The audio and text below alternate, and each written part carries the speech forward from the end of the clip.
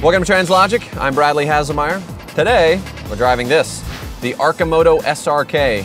Fully electric, 0 to 60 in 9.8 seconds. Recharge time on the battery, 6 hours if you just plug it in your wall. It only takes 2 hours if you plug it in your dryer outlet. Whole thing weighs less than 2,000 pounds. It's a very quiet, very comfortable ride. Front wheel drive, the rear wheel is really essentially just stability. It's got a little bit of get up and go. All right, so we're here with Mark Frohnmeyer. Mark, thanks so much for being with us. Thanks for having me. Tell me a little bit about this vehicle. Why build this thing and how did it come about? People have asked me how it is that a software developer got into the vehicle biz. Right. And really I came at it as a consumer. I was looking for a simple, sustainable way of getting across town. A bicycle is a great way to solve that problem, but not always applicable. There was just nothing that both solved that basic transportation problem and met a reasonable bar of sustainability for one person traveling alone or for two people traveling a short distance. They're very smart when they were putting this together. They decided that they don't need a GPS system, they don't need a stereo system. All you need is a smartphone. Why would we put in a huge sat-nav system or all this tech when we can simply integrate everything using your phone? I just plug it in and this has a little adapter which makes it easy to do that. Low ground clearance, so you got to take a hill like that pretty easily. But there you go, enough power to get me going up this decently steep hill.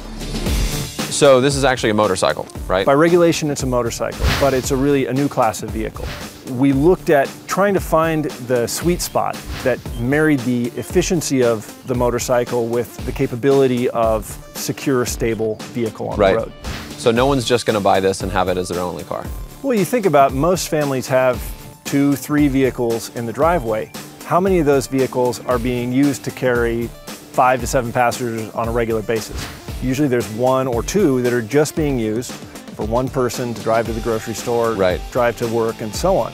This fills that need very well. You might think of it like a second car, but in reality, what you'll probably find is it's the vehicle you're using every single day. So what's also cool about this car is there's no key. There is a USB device. This is it, that's the key. Let's say your friend wants to drive it. You just email him the file. Brilliant, right? He puts it on his USB device, comes out, there you go, and you're off. At about 17.5, this is a perfect second car. You can have one traditional, and then you have this. There's multiple configurations with this vehicle. We've got the base model, which is open air, and then there are 3 different options for full enclosure that actually sit on top of that base model.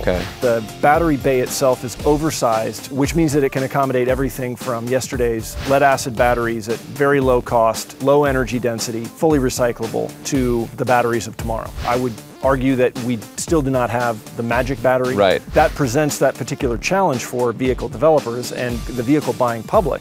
Sure, do you want to buy it now and then be like, oh, I'm screwed in a year and a half when I could have doubled my efficiency? Right, and so having that foothold in yesterday's lead-acid space essentially lets the consumer say, well, I'm going to punt on the battery question for a few years. Let that space continue to mature. And develop and grow. Before I buy the 30-year battery that takes me for a full day of driving without a charge. And solves all my problems. Really comfortable drive, feels very stable. There's plenty of room up front for me. I've got plenty of headroom right here. This has the potential to really change the way we get around. If I'm tooling around and I just want to go somewhere, go to the grocery store, go to the gym, this would be a great vehicle. It's still fun to drive, it's engaging. It's not like a wimpy golf cart. It looks cool, obviously. A lot more stable than a golf cart. You wouldn't be doing this in a golf cart without tipping over at least. I'll take it. All right, that's it for our time with the Arcimoto SRK prototype, a vehicle that aspires to change the landscape of personal transportation. And that's great.